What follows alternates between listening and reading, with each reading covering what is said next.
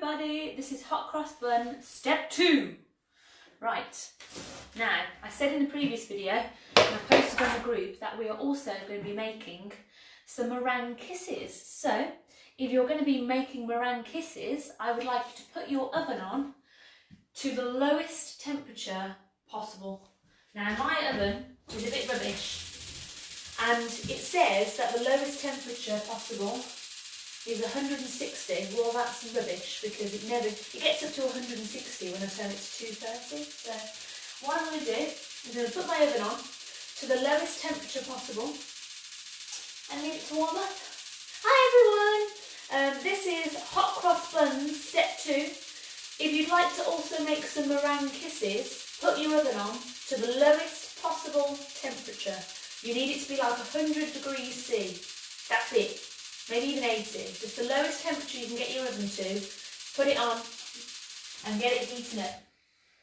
Right, I'm going to lower mine right down. Leave it to warm up for a bit. Right, this is step 2 of hot cross buns, but as a little bit of an extra, as your bonus level on your computer game, if it was a computer game, we are making meringue kisses. Saturday. So, if you would like to make some meringue kisses, all you need is 2 eggs and 110 grams of caster sugar. Put your ovens on to the lowest temperature possible. Mine, I'm hoping that it's going to be like 100 degrees C, but just the lowest temperature possible because they need to be real slow bake your meringue kisses. So, I've just put my oven on. I'm going to check on the temperature as we go along, and you will also need a baking tray with some baking paper lining it and a piping bag. Now, I have only got 1 piping bag left and I need that for my hot cross bun, so I'm going to be using one of these reusable piping bags for my meringue kisses. Right, so our dough should have been resting in a nice warm place in a bowl covered with cling film. Mine's covered with a unicorn shower hat, as you do. And we're going to check it. Now, I have not checked mine since I last saw you. We're going to do this together. Now, if we're lucky and if everything has gone right, then our dough should have fluffed up to at least twice its volume. So once I take this off, we will know. We'll make sure you can see this. I'm going to bring up my video on here so I can see everyone's comments. Make sure we've got everybody. Is everybody tuned back in? Try and find me with my stripy top on. I've had a change of clothing, everyone, as well. I'm not going to lie, because I was running a bit late earlier, I was still wearing my pyjama top underneath my hoodie. I dashed out to the shop before my first video. Right, here we are. We've got our video up and running. We're watching our comments, make sure everybody's tuned in. All we have done is put on our oven to the lowest temperature possible. That is only if you'd like to make meringue kisses. If you don't want to make meringue kisses, then leave your oven off. This is my bowl of dough. I haven't looked at it, I haven't checked it. It's literally been sat in my cupboard under the stairs for the last hour, and we're praying to the gods of baking that it's risen and it's twice its size. So here we go. I'm going to make sure you can see this. My lovely unicorn shower hat. I'm going to let you see first before I do. Oh yes, it has puffed up. Oh, not as much as on Wednesday, but it's definitely puffed up. It was a much smaller ball of dough before this. Now, I'm going to poke it. You should leave a dent when you poke your dough, which it has. Looks good. Now, I'm going to leave that covered while I prepare my meringue kisses. If your dough has not grown to at least twice its size, you need to leave it to rest a bit longer. This is one of the reasons why I decided to make my meringue kisses now, just in case my dough hadn't rested for long enough. So if your dough hasn't grown to twice its size, it hasn't fluffed up, don't worry, just leave it in your nice warm place for another few minutes and we're going to check it once our meringue kisses are done. Right, so if your dough isn't done, then you can have a little break, go and finish having your cup of tea, go and put whatever you're watching back on the TV, because I am going to whip up some quick meringue kisses for anybody that wants to know. First thing we're going to do is we'll take our eggs. I've left mine at room temperature. If you're making meringue, a great tip with meringue is to leave your egg whites at room temperature. It will help them, it will help them to whip up really well. And another tip that I showed you before is to use a little bit of lemon juice to clean your bowl. This is going to make sure there's no residual fat or oil or grease or water left in your bowl, and it's going to give our eggs the best chance at whipping up nicely. So my bowl's nice and clean, my eggs are at room temperature. I'm going to slowly crack my egg in half. Make sure none of your yolk falls out. Oh, got a big bit of shelling there, but that's okay, we can get that out.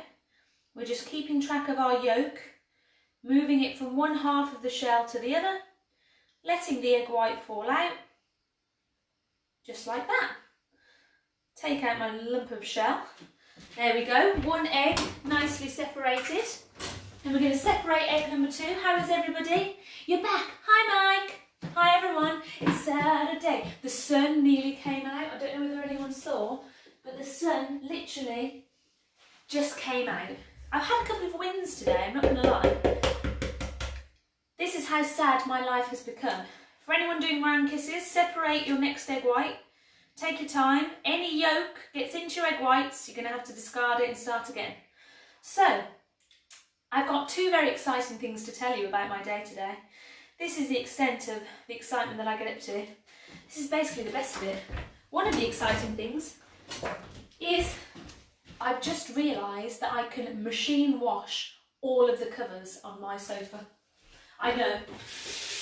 Has anyone ever had such a fun day when they can take off every single cover on every cushion, even the back, even the seat? I've taken all the covers off and they're currently in the washing machine and they're going to be fabulous and fresh and clean when I get them out. I had to do a little test because yesterday, after my baking video, I sat down on the sofa with a cup of tea and spilled said cup of tea all over myself and all over the sofa.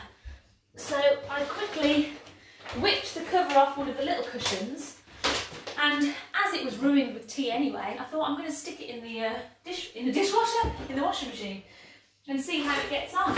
And it came out absolutely perfect. So that's my one win of the day. All of my cushion covers are now in the washing machine, and I'm going to have a brand new sofa by the end of it. The next thing that I've done is I've managed to revive my pansies. When this whole isolation thing started, I thought to myself, like many did, I suppose, I thought to myself, I'm going to be a gardener. I'm going to be stuck at home, not able to work. I'm going to buy myself loads of flowers. I'm going to get my garden lovely and sorted. And then the weather thought otherwise, and we've had some really chilly evenings, and my poor pansies all died. But I managed to revive them all yesterday, gave them a bit of feed, gave them a good watering, and they look fabulous. 2 wins of the day. You've got to count the small things, you know. If you're having a hard time in isolation, think of the small wins, small pleasures. Right, we've got 2 egg whites in one bowl. In a separate bowl, I'm going to measure 110 grams of caster sugar. This is for our meringue kisses. This has absolutely nothing to do with hot cross buns. We're leaving our hot cross buns to make sure that our dough has risen up properly. And we're just whipping up a quick batch of meringue kisses. 110 grams of caster sugar. Now you really do want to use caster sugar because we need a really light, fine sugar to put into our egg whites to make sure that they don't deflate. So here we go. Egg whites in one bowl, caster sugar in another. We are going to squeeze a teeny tiny bit of lemon juice into our egg whites, 2 drops. And then we're going to whip them up. This is for meringue kisses. If you're making hot cross buns, get your dough out, take the lid off it, take the cling film off it, wherever you've had covering it up, and have a peek. It should have grown to twice its size. It should be nice and fluffed up. I'm leaving mine for a few more minutes just to let it really rise up nicely. And we're going to whip up some meringue kisses. So, whip up your egg whites. nice and frothy. One thing that people always do wrong is they add their sugar too quickly. Do not add your sugar. You need to froth up your egg whites until they're almost at stiff peak by themselves without any sugar. Turning into a nice little cloud. See that? Cooking up nicely. Then we're going to add our caster sugar 1 tablespoon at a time. Keep whisking. Add the caster sugar, whisk away. What this is going to do is it's going to incorporate the sugar slowly and gently, allowing each spoonful to dissolve as you go along. 1 more spoonful in there. Whisk it as you go along. Whisk it up nicely. Whisk it up nicely. Now for meringue, I've done a bit of research and played around with the ratio of sugar to egg whites. If anyone's ever made meringue before, you'll know that it's all about the ratio of sugar to egg whites. And I've found that for meringue kisses, the best ratio is 1 to 1.5. So if you're doing it in weight, let's say you've got 50 grams of egg whites, which is about what we should have. You should be using 150 grams of caster sugar. Now 2 egg whites is about 70 grams. Oh, no it's not. It's about 40 grams. So we've gone a bit under with 110 grams. But if you use that as a guide, 1 to 1.5, you shouldn't go too wrong.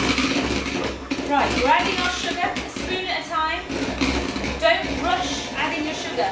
Don't be tempted to whack it all in. You've got to add it really slow. Keep whisking. And add a little bit at a time. Another spoon. Our egg whites are getting nice and glossy now. That little drizzle, that little drop of lemon juice also helps to balance out, stabilise your egg whites as well. You can use salt and you can use cream tartar as well, but lemon juice works well. Right, I've only got a tiny bit of sugar left now. I'm going to add a little bit more. Whisking and mixing as much as you can, because we do not want our meringue to be grainy. We want all of that sugar dissolved into our egg whites. It's going to make our meringue kisses lovely and fluffy and crisp. Now your oven should be on at the lowest temperature possible. About 100 degrees C if possible. But just as low as you can get your oven. Keep whisking. Now a great way to test if your egg whites are ready, dip your finger in and see if you can feel any of the sugar granules. Oops. If you can, you need to keep whisking. Keep whisking.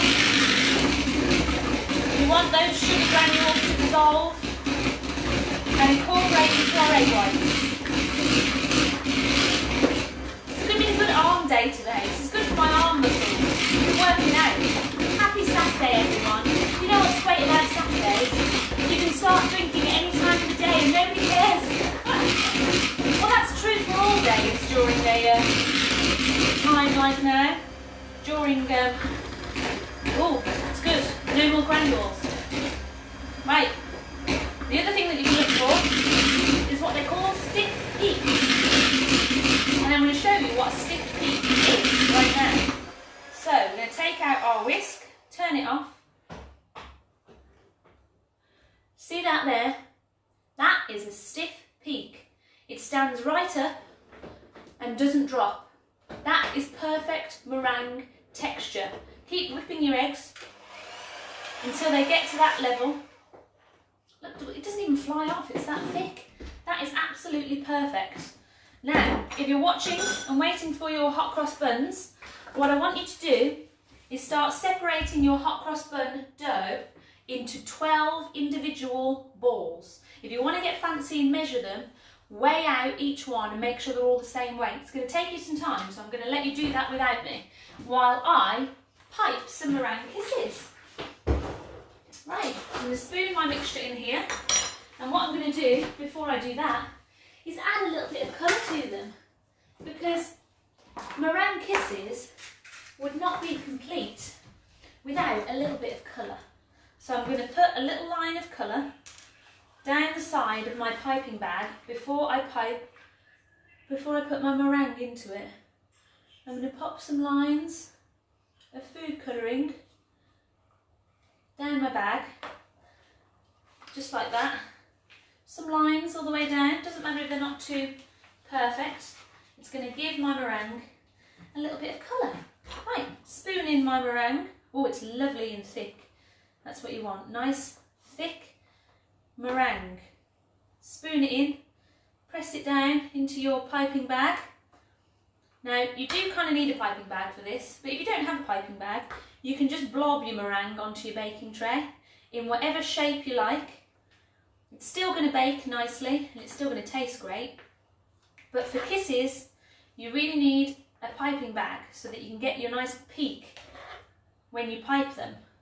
Press all that meringue in. Oh my God, it looks so delicious. Ooh. Try to resist the urge to eat the meringue as you're going along. Right, now I've still got a lot of mixture left in my bowl, but I'm going to start piping. Now for a kiss, if you've never done any piping work before, what you want to do is blob and raise. Blob and raise. Blob and raise. See how lovely that colour is? Nice, shiny, purple meringue kisses. Now you don't have to worry about these spreading. These are going to stay in exactly the same shape as you pipe them. So you can pipe any shape you like and it's going to stay exactly the same. Make your kisses bigger, make your kisses smaller, whatever floats your boat, whatever floats your boat. But pipe away, kiss after kiss after kiss, all across your baking tray, just like so. These are looking good. Keep going, you can put them quite close together, because as I say, they're not going to spread or do anything crazy in the oven. They're going to stay exactly where you put them. So just keep going like this, piping some lovely kisses.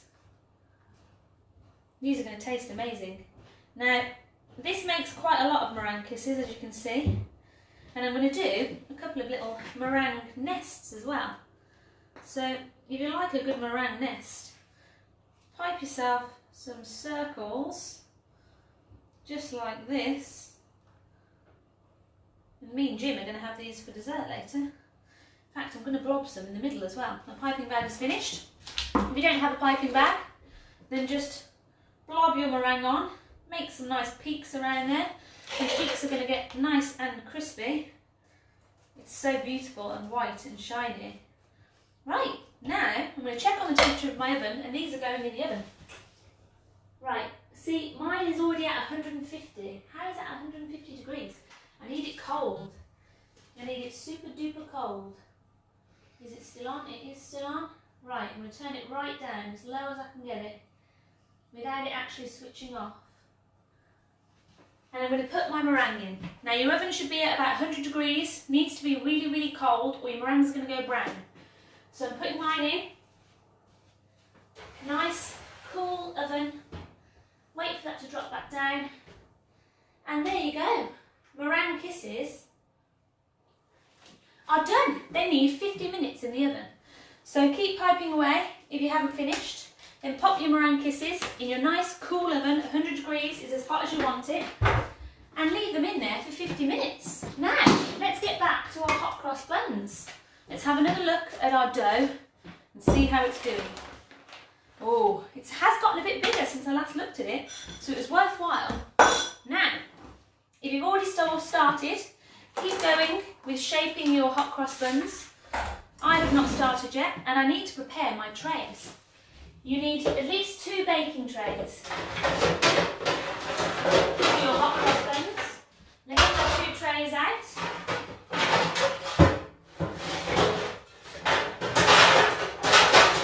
Woo, any shape you like. 2 trays. trays and I'm going to line them with baking paper. Grease-proof paper, however you want to call it. Line both of your trays with grease-proof paper.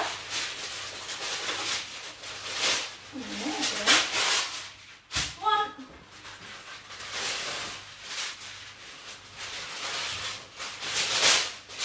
Two. There we go. Done. Simple as that. They are ready to receive hot cross buns. Now, what we want to do is tip our lovely dough out. Now at this point, you can put a bit of flour on your surface. I told you before, when we were kneading our dough, not to put any flour on because it changes the consistency of our buns. But you can put a bit of flour on now because it's not going to make any difference to them now. Tip out your hot cross bun dough. It should be nice and fluffed up and full of air like mine is, nice and bubbly and fabulous. And we're going to shape our buns. Now all we want to do is roll them into balls, but because we want to be a bit more precise with this, when I made them they were enormous, they were literally the size of my head. So we want slightly smaller buns and we want them to be equal as well. Let's pretend we're on the bake-off and we're going to weigh them. So I want you to cut your dough, look by eye, cut your dough in half. Use the back of a knife is the best thing to use.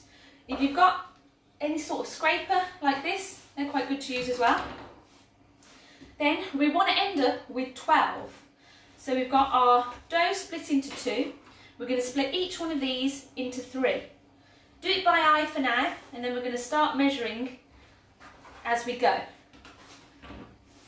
So you should end up with 6 blobs of your hot cross bun dough, just like that. Do it by eye for now. Nice 6 lovely blobs of hot cross bun dough, all them lovely sultanas in there. Now we're going to start weighing. We're going to split one in half and weigh each one. 93 grams, 104 grams. So what we're looking for, I reckon, is about 100 grams each.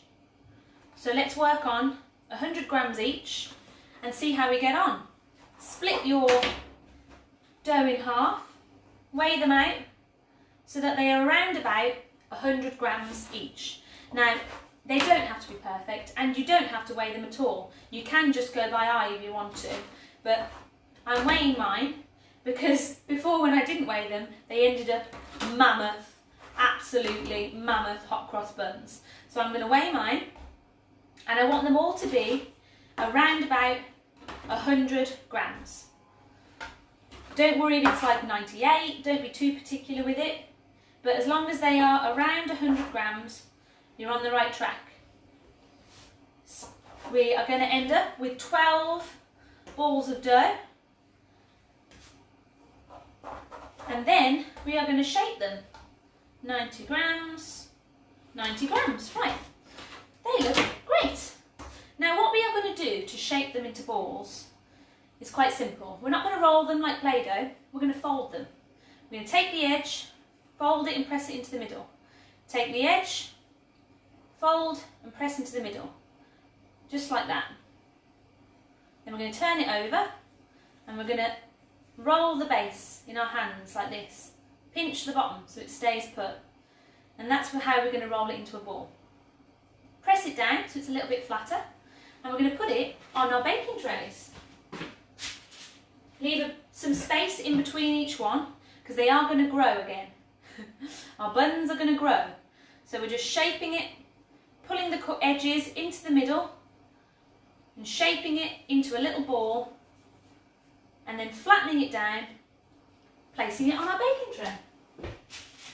Leave a bit of space. We do want them to kind of batch bake, and all that means is that they're going to touch when they bake in the oven. But these have got some growing to do still, so we don't want them touching yet.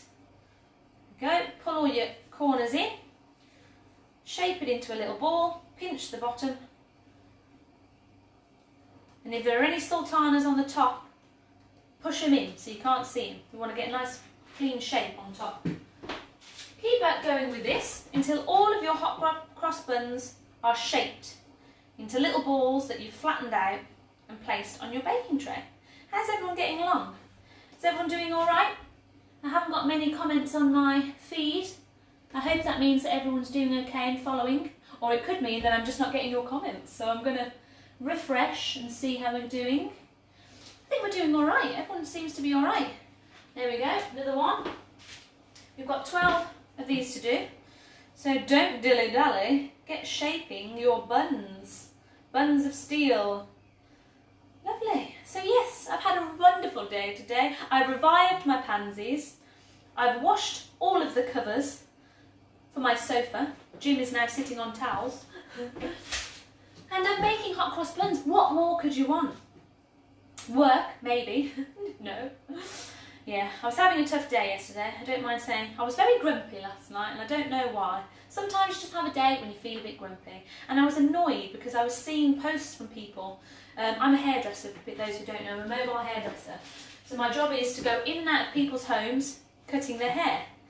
And obviously, after Boris told us all to stay home and closed all the salons, I just could not go to people's houses. For one, I'd be spreading my germs to each and every one of them, but also I'd be picking up germs from one person's house and taking them to another person's house. So I just can't do it. We need to fight this together. We need to stay home, we need to bake hot cross buns and help the NHS. So that's what I've done. But obviously not everyone is heeding the warning from Boris, and I don't judge. I know how difficult it is, believe me. But it annoyed me yesterday. But today I'm having a great old day. Sun was out when I woke up. I'm making hot cross buns. I'm going to try one of these Zoom videos later and try and see all of my lovely family and see how they're getting on. There we go. Keep going with your buns. Make sure there's a good bit of room between each of them so that they have space to spread out. Oh, now I've just realised that, oh no, I'm alright. I thought I was missing a bun. I thought I had a rogue bun gone missing. Again, if you're shaping your buns, pull all your corners in of your dough, like this, and then turn them over. We're going to give them a bit of a roll, like so. If there are any sultanas on the surface, I'd put them on the underneath and press them in, like that. Shape them into a nice flat round shape. Put them on your baking tray. Now, what you will need, and everyone probably has one of these, is the best thing to cover your tray with now is a shopping bag. Now I'm going to be using, if it's still there, hopefully, my Sainsbury's shopping bag. But if you've got a shopping bag and you're using trays, they're a similar shape to me, we're going to put these into a shopping bag. Now you can cover them with cling film if you want to, but if you've got a shopping bag, try it, because I will show you why. We need to give a little bit of room at the top of our buns because they're going to grow. So I'm going to put my tray with my buns on inside my shopping bag. I'm going to fold it over, give it a good seal so there's no air going to get in there. But then what we're going to do is we're going to grab the surface and just pull it up. Pull it up just like that. Because we want to give a bit of room to the buns so that the bag doesn't stick to them. And now my kitchen is getting nice and warm because my meringue kisses are in there.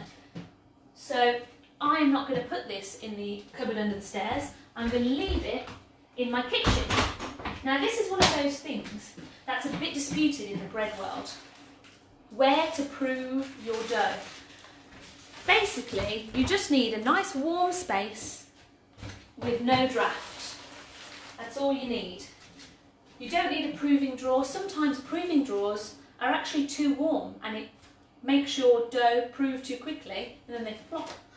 But if you have a space that you know is warmer, maybe a conservatory, something like that, an area in your kitchen or an area in your house that you know is nice and warm and cosy and there's not going to be any draft, put your shaped buns in a bag, cover them with cling film and leave them to prove. They're going to be another hour before they are ready. Now, while they are proving, I need to do my other one. See if I've got another bag, which I do. I have an Aldi bag. You know what, I'm going to use Sainsbury's. I'm going to stick with the same because I know the Sainsbury's bag is a good size. We're going to put our 2 trays of buns. 2 trays of buns. Oh, I left that open for a reason. Into our shopping bags, or just cover them with cling film. Do the same thing. Fold it underneath so it's trapped under the tray, giving it a nice seal. Then we're going to lift up the bag like that. We need to give it a little bit of room for our buns to grow. Right, now I'm going to put these out of the way so I can show you the last thing that you will need to prepare for your buns. And that is the iconic cross on top of your buns. Clean myself a space. Now, for your cross on top of your buns, which we are going to do just before we put them in the oven, this is what you will need. You will need a bowl, you will need some plain flour, and you'll need some water, and that is absolutely it. We're going to mix up 75 grams of plain flour, and we're going to make a paste with flour and water. That's basically all it is. It's a simple paste. We're going to pipe it in a nice cross across our hot cross buns, and that's all you need. It's not anything special, it's not a separate bread dough or anything like that. It's literally plain flour and water. So we need about 100 mils of water. So I'm going to put in 50 mils to start with. Again, like always, measure out your liquids. Jugs are not a good gauge of accuracy when it comes to measuring. We want a relatively thick paste. Make sure there's no lumps. Get in there with your spoon and mix up your flour and your water. Now, this is something that I did learn. This is a great thing, you know, I'm trying to bake every day. Mostly it cheers me up, and I'm hoping it cheers you guys up. But more than that, I kind of want you to be able to learn something new, because I am. Well, I'm not too proud to say that Wednesday was the first time I've ever made hot cross buns, when I did my dry run. And I've had to learn as well how to teach you how to bake, because I've never done that before either. So we're all learning something together. One of the things I did learn with my dry run is that if your paste is too thick, it goes really weird and crunchy on top of your hot cross buns, and nobody wants that. So I've added 100 ml, well, I've added 50 mils, 60 mils so far to my flour, and I'm going to add a little bit more. So it should be 75 grams of plain flour and 100 mils of water. But what you're looking for is quite a runny paste. And we're going to leave that to one side, and that is what we are going to use to draw our cross onto our hot cross buns. Now mine is really quite runny. It's going to make it harder for me to pipe, but I'm worried about that rubberiness that I had before. So as long as your paste is similar to mine, this kind of runniness, we're going to work with it together. We're going to be careful with our piping bags, and we are going to drizzle this over our hot cross buns together. It's going to be absolutely fine. So, you're done. You're done for another hour. It's now 25 minutes past 2. I want you to leave your hot cross buns in a nice warm place, and we'll leave them for an hour. So I'm going to be back with you at 25 past 3. In fact, no, I'll be back at 3:15 because we need to check on our meringue kisses. If you made meringue kisses, they should be in your cool oven, baking away for 50 minutes. So I'll be back at 3:15 and we're going to check on our buns, check on our kisses, and get our lovely hot cross buns in the oven to bake. How's everyone getting on? How much flour did you say? 75 grams of plain flour and 100 mils of water, and that's your paste. Yeah, you can use self-raising, I think it'll be fine. If you've got it, use it. Right then, thanks everybody. I shall see you in another hour. Another cup of tea for me. Check on my washing in the machine. Exciting times.